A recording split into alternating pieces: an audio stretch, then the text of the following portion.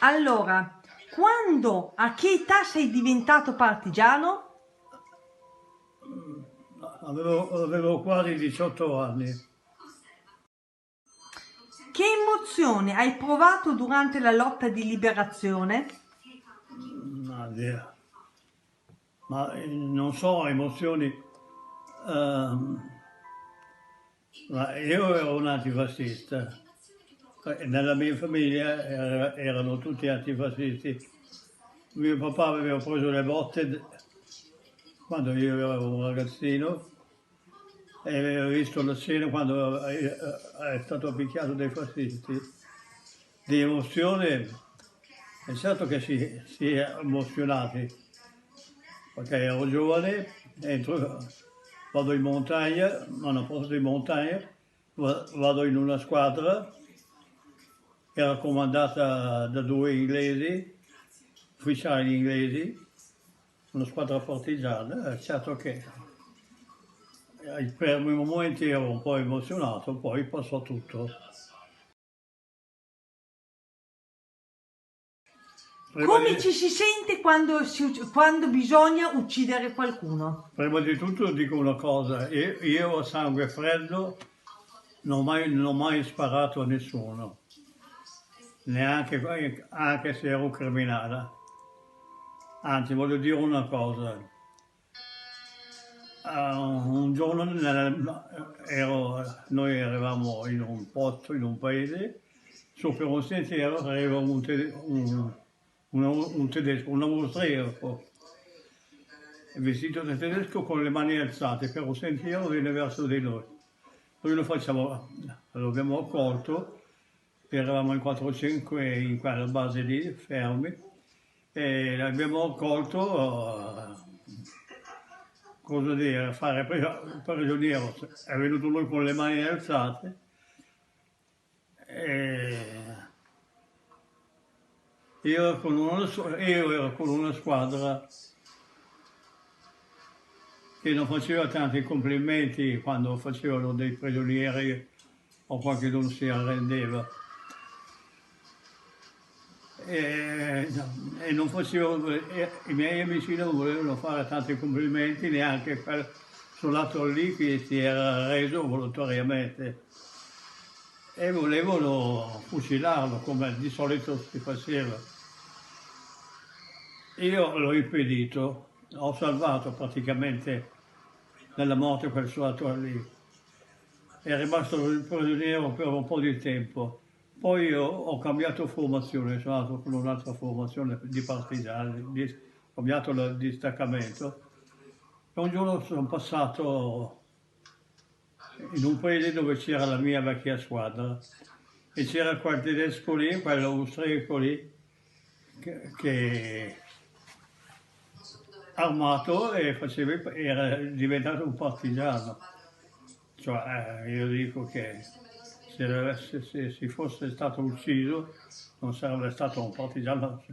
Lui, quando noi è venuto su con le mani alzate, voleva passare con i partigiani. Ma dico, ripeto che io personalmente non ho mai sparato a una persona con le mani alzate. Anzi, voglio dire una cosa, voglio precisare. Finita la battaglia, la più grossa battaglia che c'è stata nel Vicentino, nel castello del Monticello, e io c'ero là, nel castello, finita la battaglia, io e il mio comandante della mia brigata, lui mi ha chiamato e siamo andati nello scantinato del castello a vedere se c'era nascosto qualche tedesco fascista quando le battaglie ormai era alla fine. Abbiamo perso la porticina del scantinato del castello del Monticello e si sono presentate con le mani alzate 3 o 4 della Brigata Nera fascisti e imploravano e dicevano abbiamo fatto niente con le mani alzate. Io avevo il mitragliatore in mano, sotto il braccio. e ce l'ha puntato verso quelli lì che si sono presentati con le mani alzate. Avevo il mio comandante di brigata, Muratori, era di fianco a me e mi ha guardato. Io non so, in quel momento lì, dopo la battaglia, che era stata una battaglia grossa, violenta, non so cosa avrei fatto se fossi stato solo. Probabilmente il grilletto del mitragliatore l'avrei tirato il grilletto, senz'altro, se fossi stato solo. È stata l'unica occasione. Avevo il comandante di fianco, ha messo la mano sul mio mitragliatore e ha abbassato la canna del mitragliatore verso terra e mi ha fatto segno con la mano di fronte a quelli là, no. Mi ha fatto segno, no, queste cose non si fanno. E lui aveva capito tutto, però dico che era stata l'unica volta, dopo una grossa battaglia, dove avevo visto morire i miei famosi comandanti, Valoroso e Gino Serre, erano comandanti, io li ho visti veramente morire. Non so cosa avrei fatto, però dico la verità, non ho mai sparato a delle persone inermi con le mani alzate o prigionieri. A sangue freddo non ho mai sparato. E quando ci sono state battaglie e combattimenti, non so dove andavano a finire la pallotta del mio mitra. Io non lo so se qualcuno è morto o no, ma a sangue freddo mai. Io ho fatto la guerra di liberazione, ho fatto il partigiano, ma allora erano altri tempi, la libertà era veramente minacciata. C'erano i tedeschi, c'era la guerra mondiale e c'era il fascismo e io ho fatto la scelta di combattere contro il fascismo, ho fatto il partigiano. Adesso è tutta un'altra guerra, è una guerra anche questa, perché è una malattia che è una guerra, la gente muore. Voglio dire questo, fino ad oggi i pazienti sono morti più persone che nella lotta di liberazione, che i partigiani nella lotta di liberazione. È una guerra che ma combattuta con altre armi, in altri modi. Non si può fare un paragone con la guerra di liberazione, con la guerra mondiale, con i tedeschi contro i tedeschi e i fascisti e con questo virus che si è propagato nel mondo. Questa battaglia è una battaglia grossa, importante anche questa, ma non la facciamo con le armi. La facciamo tutto in un altro modo, insomma. Con queste cose che stanno succedendo, tutto il mondo sta cambiando.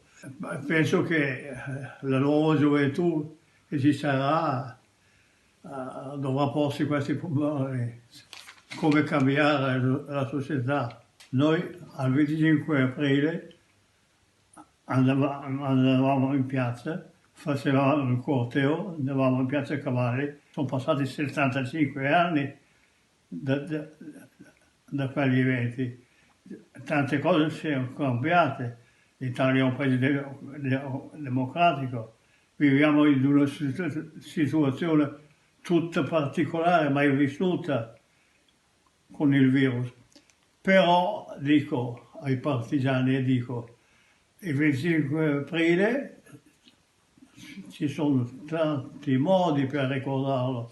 Io lo ricordo in casa, leggendo qualche cosa sulla Resistenza, guardando la televisione, i film sulla Resistenza, che ne fanno vedere tante cose. Adesso quando i partigiani non ci saranno più, chi ci andrà in piazza? Sulla Resistenza, qual è il messaggio più importante che ti piacerebbe trasmettere ai giovani?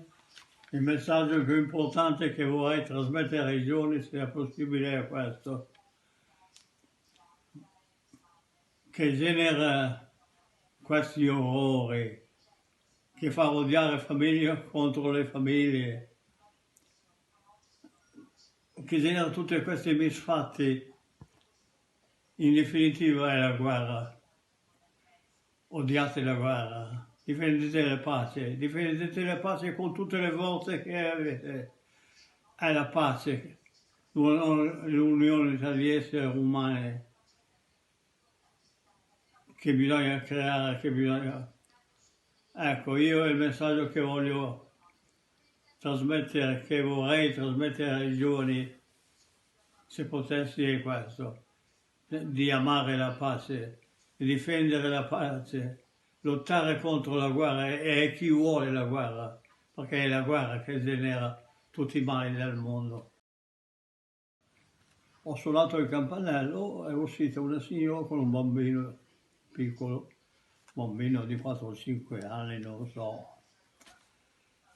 E subito non so detto chi era e cosa avevo. E ci ho detto soltanto abita qui così, e lei mi ha sorriso, pensava un'altra cosa, lei pensava che suo marito mi mandava un messaggio. Invece io sono arrivato subito, non sapevo cosa dire, sono arrivato al sodo e ci ha raccontato la storia di suo marito morto e ci ha fatto vedere la lettera. Lei mi ha guardato